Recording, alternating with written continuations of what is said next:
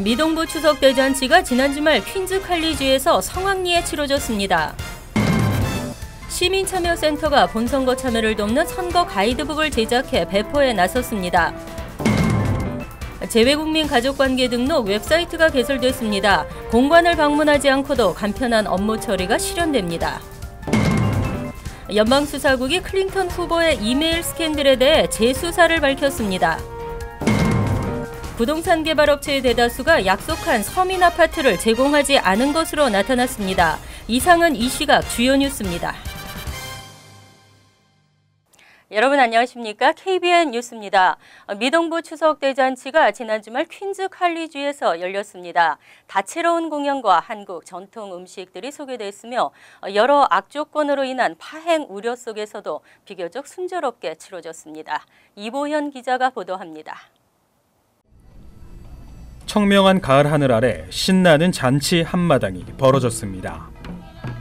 올해로 30년이 넘은 미동부 한인의 축제, 미동부 추석 대잔치가 뉴욕 한인 청과협회 주최로 지난 주말 치러졌습니다. 한진 물류 사태로 인해 행사가 3주가량 늦어졌고 행사 직전까지 기상 문제가 지적돼 파행이 우려됐지만 다행히 순조롭게 진행됐습니다. 행사장을 찾은 김기환 뉴욕 총영사는 추석 대잔치를 통해 2세 한인들과 현지인에게 우리의 전통 문화를 알리는 장이 되길 바란다고 말했습니다. 우리 2세대한테 우리 한국과 한국 문화를 알리는 그러한 중요한 행사이고 또 현지 뉴요커들에게도 우리 한국의 문화의 정수를 알리는 그러한 좋은 행사입니다. 일요일 오후 열린 공식 행사엔 뉴욕 이런 주요 정치인들이 참석해 미동부 한인의 축제를 함께했습니다. We're so happy to once again join together all throughout New York City to celebrate Chuseok within the Korean community, but also with many people who come to this festival and learn about Korean culture and cuisine for the very first time. I'm proud today to bring my son. My husband is Korean, and so we're excited to celebrate with our community. 잔치엔 다채로운 공연과 한국 전통 음식이 준비돼 인근 주민들에게 만족스러운 먹거리와 즐길 거리를 제공했습니다. KBN 뉴스 이보현입니다. 올해 본선거가 열흘도 채 남지 않았는데요. 이번 선거는 대통령뿐만 아니라 수많은 지역 선출직을 뽑는 자리입니다. 시민참여센터가 본선거 참여를 돕는 선거 가이드북을 제작해 배포에 나섰습니다. 이보현 기자가 보도합니다. 11월 8일 대통령 선거. 이날은 각 지역의 선출직 공무원 역시 선출하는 중요한 선거날입니다. 정보가 부족하거나 이해하기 힘들어 선거 참여에 어려움을 겪는 동포들을 위해 시민참여센터에선 2016년 뉴욕 뉴저지 선거 가이드북을 제작했습니다. 우리는 그 밖에 있기 때문에 우리가 알려고 노력하지 않으면 알 수가 없습니다. 그렇다고 우리가 투표를 안 할 수는 없기 때문에 이 기회에 저희들이 좀 만들어갖고 우리 커뮤니티에 배포를 하니까 보시고 미리 예습해서 투표장에 가서 사표가 안 나오게끔 그렇게 도움을 드리고자 만들었습니다. 이번 선거에선 뉴욕주의 경우 대통령 선거와 더불어 연방 상하원, 주 상하원, 선출직 판사 선거가 실시되고 이 중 한인 후보는 주 하원 40선거구 론김 현 의원과 뉴욕시 민사법원 맨해튼 4선거구 선출직 판사 후보 주디 김 변호사로 2명입니다. 뉴저지는 연방 하원, 카운티 선출직, 그리고 각 타운별 시의원 선거가 실시됩니다. 뉴저지 버겐 카운티에는 한인 후보가 무려 6명이라 한인의 정치력 신장을 위한 동포들의 관심이 더욱 필요한 상황입니다. 북부 버겐 카운티를 포함한 뉴저지에서 두 번째로 한인 인구가 많은 5지역구가 되어 있습니다. 스캇 가렛 의원과 자시 갈하이머 의원 지금 박빙의 승부를 가리고 있는데요. 결과가 어떻게 될 것인지 여기에 관해서 큰 귀추가 주목이 되고 있습니다. 선거는 뉴욕주의 경우 오전 6시부터 오후 9시까지, 뉴저지는 오후 8시까지 가능하고 참여가 어려울 때는 투표일 전까지 자신이 사는 카운티 선거관리위원회를 방문해 부재자 투표를 할 수 있습니다. 투표에 궁금한 점이 있을 때는 시민참여센터에 연락하면 안내받을 수 있습니다. KBN 뉴스 이보현입니다. 재외국민들의 각종 가족관계 업무 처리가 쉬워지고 빨라집니다. 가족관계 등록 온라인 서비스가 개설됐습니다. 재외국민 가족관계 등록사무소 웹사이트가 운영되고 있습니다. 한국대법원은 재외국민이 가족관계 등록을 손쉽게 할 수 있도록 각종 서식 등을 제공하는 재외국민 가족관계 등록사무소 홈페이지를 개설해 운영한다고 밝혔습니다. 이에 따라 뉴욕, 뉴저지 인근 지역 재외국민들은 뉴욕 총영사관을 방문하지 않고도 온라인을 통해 가족관계 등록 서비스를 신속하게 받을 수 있게 됐습니다. 웹사이트에는 가족관계 등록 신고 중 가장 많은 비율을 차지하는 출생, 혼인, 이혼과 사망, 인지, 입양 등 신고에 관한 모든 정보가 제공됩니다. 재외국민들은 인터넷으로 신고 서류를 보내 3, 4일 내에 관련 서류 등록을 마칠 수 있으며 발급받기까지도 3, 4일이면 돼 신청에서 수령까지 일주일 안팎이면 가능합니다. 또 재외국민이 직접 대법원에 가족관계 등록 문의를 할 수 있는 1:1 문의하기도 마련됐습니다. 그동안은 가족관계 등록을 하기 위해서는 뉴욕 총영사관을 방문해 신청한 뒤 외교 행랑을 통해 서류를 보내는 등 시간과 절차가 번거로웠습니다. 연방수사국은 지난 7월 클린턴 후보의 이메일 스캔들에 대해 불기소하기로 했습니다. 하지만 이 방침을 번복해 이메일에 대한 재수사를 밝혔습니다. 코앞으로 다가온 대선이 또다시 흔들리고 있습니다. 연방수사국의 재수사 방침에 열흘도 채 남지 않은 대선 판도가 요동을 치고 있습니다. 제임스 코미 FBI 국장은 지난 28일 의회 감독위원회에 보낸 서신에서 당초 클린턴의 이메일 수사와 무관한 것으로 분류했던 이메일 가운데 수사와 관련이 있는 것으로 보이는 이메일이 발견됐다며 재수사에 착수했다고 밝혔습니다. 이러한 방침은 뉴욕 출신 앤서니 위너 전 연방 하원 의원의 섹스팅 사건을 수사하던 FBI가 그의 개인 노트북에서 전 아내이자 클린턴 후보의 최측근인 후마 에버딘의 업무 관련 이메일을 대거 발견하면서 비롯됐습니다. 어제 발표된 추적 여론조사 결과에서 클린턴과 트럼프의 지지율은 46% 대 45%로 격차가 1%포인트까지 좁혀졌습니다. 자유당의 게리 존슨과 녹색당의 질 스타인 후보는 각각 4%와 2%의 지지를 받았고 클린턴과 트럼프의 양자 대결에서는 49% 대 46%로 클린턴이 3%포인트 앞섰습니다. 응답자의 34%는 FBI의 재수사 방침 발표 후 클린턴에 투표하려는 의향이 줄어들었다고 답했으며 클린턴 지지자 중 7%는 FBI 재수사 발표가 투표 심리에 영향을 미쳤다고 밝혔습니다. FBI의 재수사 방침 발표 이후 그동안 열세에 놓였던 트럼프 진영은 이를 호재로 삼아 막판 뒤집기에 총력을 기울이고 있습니다. 부동산 개발업체의 3분의 2가량이 약속한 서민 아파트를 제공하지 않고 있는 것으로 나타났습니다. 당국의 허술한 관리 속에 세금 혜택만 받고 약속은 이행하지 않았는데요. 세금만 낭비됐습니다. 탐사보도 전문 매체 프로퍼블릭하는 최근 421A 프로그램으로 재산세 감면 혜택을 받고 있는 6,400여 신축 건물 중 4,000채 이상이 세금 혜택은 받으면서도 서민 아파트 렌트 규정을 어기고 있다고 보도했습니다. 매체는 또 이들 건물의 세제 혜택 규모는 연 14억 달러에 달한다고 보도했습니다. 421A 프로그램에 따라 재산세 감면 혜택을 받으려면 해당 부동산 개발업체는 시와 주 관련 부서에 신축 아파트의 일정 부분을 서민 아파트로 제공하겠다고 약속한 후 완공 후 실제 약속이 이행되고 있는지 시정부로부터 확인을 받아야 합니다. 하지만 이러한 관리 감독 과정이 제대로 지켜지지 않고 있는 것으로 확인됐습니다. 132에 25 포필 애비뉴 아파트는 지난해 11만 6,426달러의 재산세 감면 혜택을 받고 13가구의 서민 아파트를 제공하기로 약속했지만 실제로는 단 한 가구도 제공하지 않았습니다. 132에 10 41 로드에 있는 아파트도 2012년부터 2027년까지 세제 혜택을 받는 대신 10가구의 서민 아파트 임대를 약속했지만 지키지 않았습니다. 이외 플러싱의 아파트에서 재산세 감면 혜택을 받고 있으면서 서민 아파트를 제공하지 않은 곳이 상당수인 것으로 조사됐습니다. 세금만 낭비되고 있다는 지적입니다. 졸업만 하면 취업은 보장해준다며 현혹하는 직업 교육기관으로부터 피해를 보는 학생들이 많습니다. 이들의 학자금 사기 피해를 구제하기 위해 교육부가 학자금 융자 상환 규정을 일부 개정했습니다. 교육부는 28일 기존 연방 학자금 융자 상환 규정을 일부 개정하고 자격 요건이 맞는 학생들과 졸업생들에게 학자금 융자 부채를 탕감해 주기로 했습니다. 새 규정에 따르면 다녔던 학교가 지난 2013년 11월 1일 이후 폐교됐거나 폐교한 뒤 3년 동안 다른 학교로 전학 편입하지 않은 학생들의 학자금 부채가 탕감됩니다. 또 입학 과정에서 학교 측의 실수로 인한 오류가 발생했을 때 학교를 상대로 소송을 제기하지 않는다는 조건의 계약을 강요하는 행위도 금지됩니다. 교육부의 이 같은 방침은 지난 2013년 코린시안 칼리지 사태가 계기가 됐습니다. 코린시안 칼리지는 고소득 일자리 취업을 보장한다며 과대 광고를 통해 학생들을 유치했고 학생기록부와 졸업생 취업률 등을 조작해 광고를 했습니다.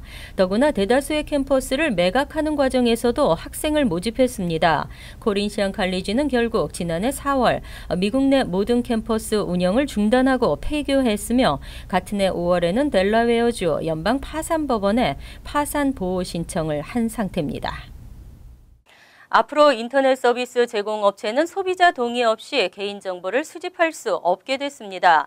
나의 개인정보를 어느 정도 공유할지 결정할 수 있는 권한이 제공된 첫 사례가 될 것으로 기대를 모으고 있습니다. 연방통신위원회는 최근 AT&T와 버라이전, 컴캐스트 등 인터넷 서비스를 제공하는 기업들에 대한 개인정보 수집 및 활용 행위를 제재하는 규정을 승인했습니다. 그동안은 아무런 제재가 없이 정보 수집이 자유로웠습니다. 이에 따라 앞으로 인터넷 서비스 기업들은 소비자의 웹사이트 방문과 앱 사용 기록, 위치 정보, 금융 정보 등을 수집하고 활용하려면 해당 소비자의 동의를 받아야 합니다.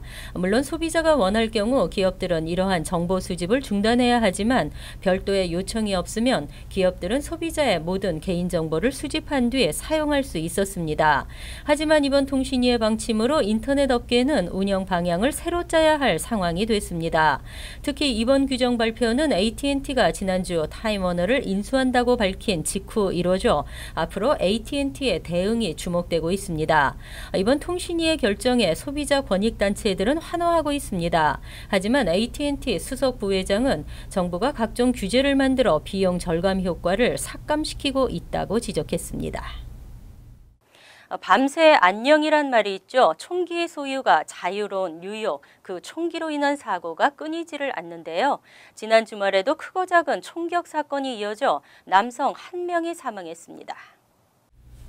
뉴욕시경에 따르면 30일 새벽 1시 15분쯤 퀸즈 자메이카 백고 애비뉴와 171가에서 36세 남성이 니힌 도니간으로 밝혀진 용의자가 쏜 총에 맞아 자메이카 병원으로 옮겨졌으나 끝내 목숨을 잃었습니다. 도니간은 체포됐으나 총을 쏜 원인에 대해서는 밝혀지지 않았습니다. 할렘 143가에서도 같은 날 새벽 1시 15분쯤 20세 여성이 용의자의 총에 맞아 뉴욕 장로병원으로 옮겨졌습니다. 다행히 이 여성은 생명에는 지장이 없는 것으로 알려졌습니다. 이후 새벽 2시 45분 165가와 우드 크레스트 애비뉴에서도 10대 남성 2명과 20대 남성이 총격을 가해 15세 남성이 다리에 총을 맞았고 17세 남성 역시 총에 맞아 병원으로 이송됐습니다. 링컨 병원으로 옮겨진 이들은 중상은 아닌 것으로 밝혀졌습니다.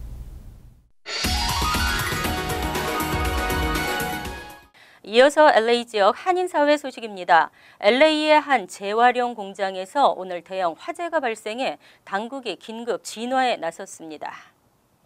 LA 카운티 소방당국에 따르면 오늘 오후 2시쯤 5500블럭 이스트 61가 스트릿에 위치한 재활용 공장에서 화재가 발생했습니다. 당국은 소방관들이 출동했을 당시 공장에는 대원들이 진입을 하지 못할 정도로 엄청난 연기와 불길이 치솟았다고 덧붙였습니다. 이번 화재로 인한 부상자는 보고되지 않았으며 현재 현장에는 50여 명의 소방대원들이 출동해 진화 작업을 벌이는 한편 정확한 화재 원인을 조사하고 있습니다. 코케인 2.8톤을 싣고 해외로 밀반출하려던 마약 조직 일당이 해안경비대에 적발됐습니다. 미국 해안경비대는 지난달 26일 태평양 해상에서 검거한 반잠수정을 수색한 결과 코케인 2.8톤이 나왔다고 오늘 발표했습니다. 코케인 2.8톤은 올해 미국에서 적발된 마약 규모 가운데 가장 큰 것으로 매매가는 7,300만 달러에 달합니다. 해안경비대는 올해 배로 운반하려다 적발된 코케인 양이 모두 17.6톤, 5억 달러에 달하며 지난해 검거한 밀수 용의자는 585명이라고 밝혔습니다. 월드리포트입니다. 미국의 생수 시장이 한 해 200억 달러를 넘고 있습니다. 생수 시장이 탄산음료의 인기를 넘으면서 비싼 물들이 등장하고 있습니다. 종류도 가격도 다양한 각양각색의 생수. 미국에서 생수는 이미 탄산음료의 인기를 넘어섰는데 한 해 200억 달러, 우리 돈으로 22조 원어치가 팔릴 정도입니다. 고급화 전략을 내세운 이른바 프리미엄 생수도 쏟아져 나옵니다. LA 부촌의 이름을 따서 만든 베버리 힐즈 생수는 한 병에 12달러, 우리 돈 13,000원 정도입니다. We start with a pristine spring source up in Northern California, which is known to be one of the best regions for spring water in the country. 독특한 유리병에 담긴 이 생수는 무려 한 병에 7만 원입니다. Same water. It's all the same. I can't deal with this. LA의 한 식당에는 45페이지에 달하는 물 메뉴판이 등장해 화제가 됐습니다. 12개국에서 생산되는 생수 20여 종을 판매하는데 생수 전문가인 워터 소믈리에가 따로 있을 정도입니다. With bottled water, we're doing the same what we would do with wine. We're shutting them down on a regular basis. We're presenting the bottle. We open the bottle on the table. 과연 생수와 수돗물 맛은 얼마나 다를까? 미국의 한 방송사가 수돗물과 한 병에 3,000원짜리 생수로 비교 실험을 해봤습니다. 시민들에게 어느 물이 더 맛있는지를 물었더니 Which one do you like better? 대부분 수돗물과 생수를 구분하지 못했습니다. Tastes like plain water. Also tastes like plain water. There's no difference between them. No difference between No difference. 실험 대상 중 절반 이상인 55%가 수돗물이 더 맛있다고 대답했습니다. You know what this is? Oh this my is God! tap water. Okay. You chose it over expensive bottled water. No, I don't have to buy bottled water anymore. 미국에서는 이미 수돗물과 생수의 성분을 비교 조사한 결과 생수가 수돗물보다 더 낫다고 볼 수 없다는 결론이 났습니다. 하지만 수돗물에 대한 불신과 생수 회사들의 광고 전략으로 생수 소비가 줄어들진 않을 거란 전망입니다. 간추린 소식입니다. 2016년 7월 뉴욕주 변호사 시험에서 한인 303명이 합격한 것으로 나타났습니다. 지난 2월 시험에서 85명의 한인 합격자가 배출된 점을 감안하면 뉴욕주는 올해에만 388명의 한인이 새롭게 변호사 타이틀을 취득하게 된 것입니다. 위원회에 따르면 지난 7월 26일에서 27일 양일간 시험을 치른 응시생은 총 1,297명으로 이 중 64%가 합격했습니다. 버먼트주 에드슨 카운티 미들버리 경찰은 지난 21일 등산로인 템트레일에서 발견된 변사체가 한국 국적의 28세 신선미 씨로 신원이 확인됐다고 28일 밝혔습니다. 신 씨는 버지니아 페어팩스에 거주했던 것으로 알려졌고 신 씨의 가족들은 캘리포니아주에 거주하는 것으로 조사됐습니다. 신 씨의 사망 원인에 대해서는 확인이 되지 않고 있습니다. 현재 경찰은 신 씨의 정확한 사망 원인 규명을 위해 수사를 진행 중에 있습니다. 뉴욕지구 한인교회협의회 부회장 선거 후보로 출마했던 기호 2번 김 전 목사가 선거를 이틀 앞둔 29일 전격 사퇴했습니다. 뉴욕교회협은 김 전 후보가 개인 사정으로 인해 이날 정업으로 사퇴했다고 밝혔습니다. 이에 따라 당초 2파전으로 예상됐던 이번 부회장 선거는 기호 1번 이만호 목사의 단독 출마로 오늘 프라미스 교회에서 치러졌습니다. 앞으로 뉴욕시 교도소에 수감돼 있는 중범 재소자들도 투표할 수 있게 됐습니다. 뉴욕시 의회는 최근 교도소 수감자에게도 투표에 참여할 수 있도록 부재자 투표용지를 배부해야 한다는 내용의 조례안을 가결시켰습니다. 현재 뉴욕주는 교도소 수감자에게 투표권을 부여하지 않고 있으며 5년 전 석방됐거나 가석방을 선고받은 범죄 전력자는 투표할 수 있도록 법을 완화한 바 있습니다. 다음은 시사 컬럼이 이어집니다.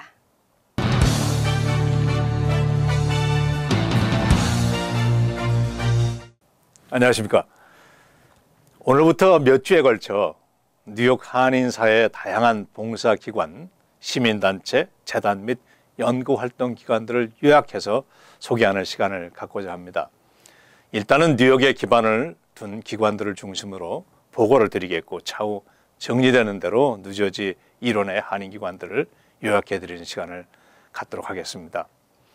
1965년 이민법이 개정되면서 한인들이 미국으로 본격적인 이민을 시작하였으나 본국의 이민 정책에 근거해서 이민을 보낸 것이 아니었기 때문에 현지에 도착한 한인 이민자들은 전문직으로 이민 오는 경우를 제외하고 현지에 도착한 이민자들은 누가 공항에서 나와서 픽업하느냐에 따라서 직업이 결정되는 경험이 있었습니다.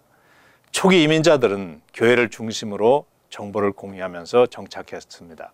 그러나 곧 한인 인구의 유입이 증가하면서 교회들은 이민자들의 일상을 돕는 일보다는 본래의 목적인 복음 전파에 주력을 하게 되었고 70년대 초기에 봉사기관이 스스로 독립하여 한인들에게 서비스를 제공하기 시작을 하게 됩니다. 70년대 시작된 한인사회의 사회봉사단체들은 그 활동이 이민자들의 손과 발이 돼가지고 주거지를 찾는 일, 사회보장국, 차량국, 아이들의 학교 입학, 직업발선, 정부 보조금 수혜, 통역 및 번역, 직업 안내, 베이비시터, 문화 차이로 야기된 범죄의 긴급 개입 등 생활 전반에 걸쳐 다양한 서비스를 제공하게 됐습니다.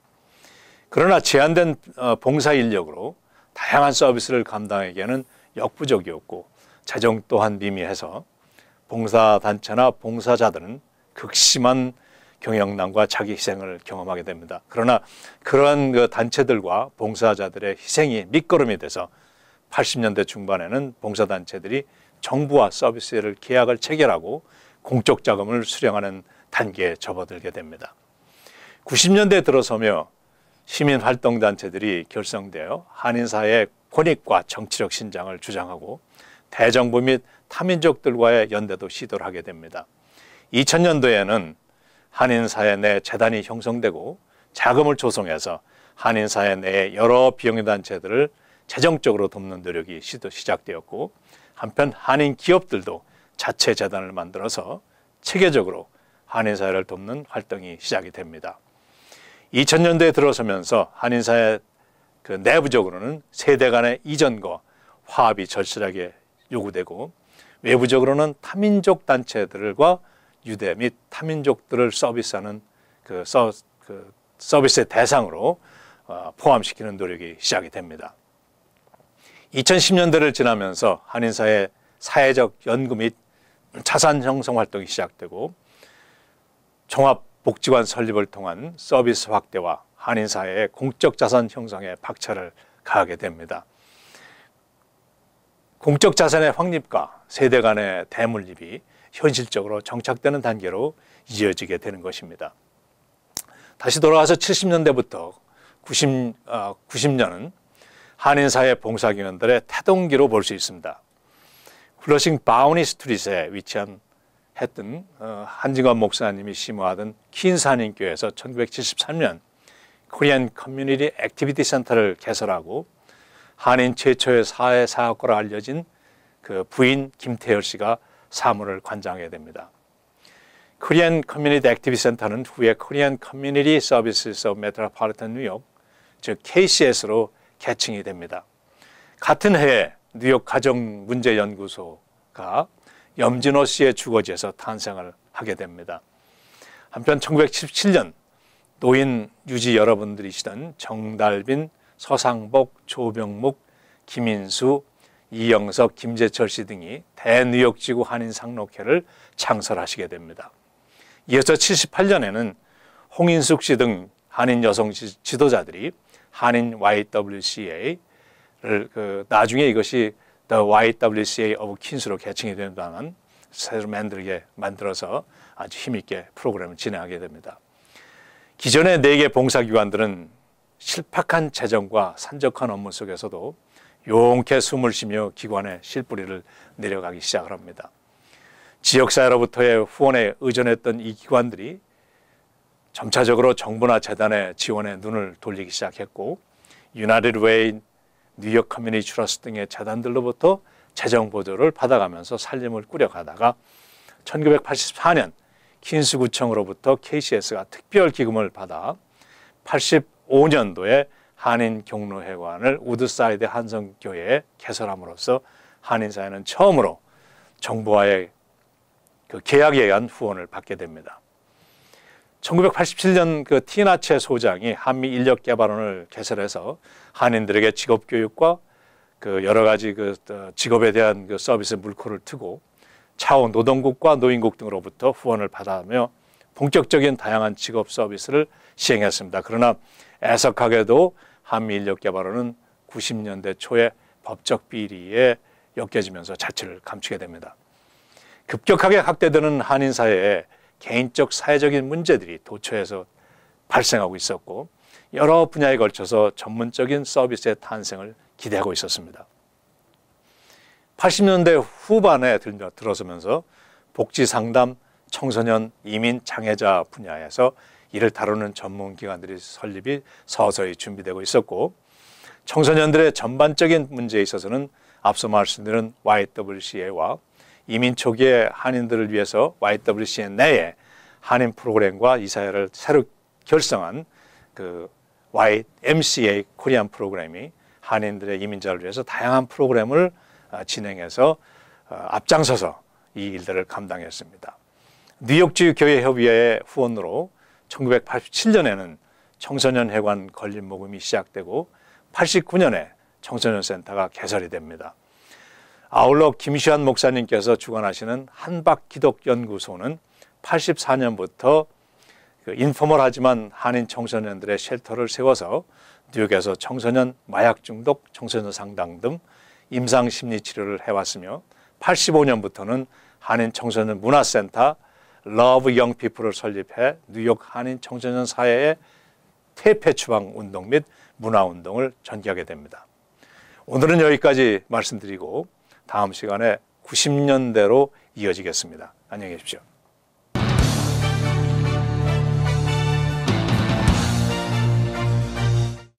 환율과 증권 소식입니다.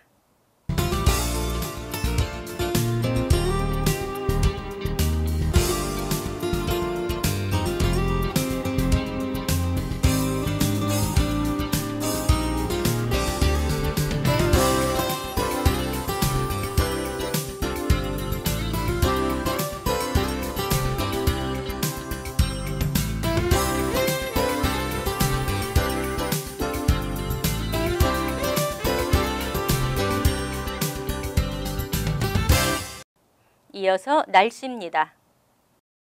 화요일은 대체로 맑고 가끔 흐리겠습니다. 낮 최고 기온은 59도, 섭씨 14도, 밤 최저 기온은 52도, 섭씨 10도로 예상됩니다. 수요일도 간간히 흐리고 맑겠습니다. 목요일은 대체로 포근하겠고 차차 흐려지면서 오후엔 천둥과 번개를 동반한 소나기가 예상됩니다. 이상으로 KBN 뉴스를 마칩니다. KBN과 함께 편안한 하루 되시기 바랍니다.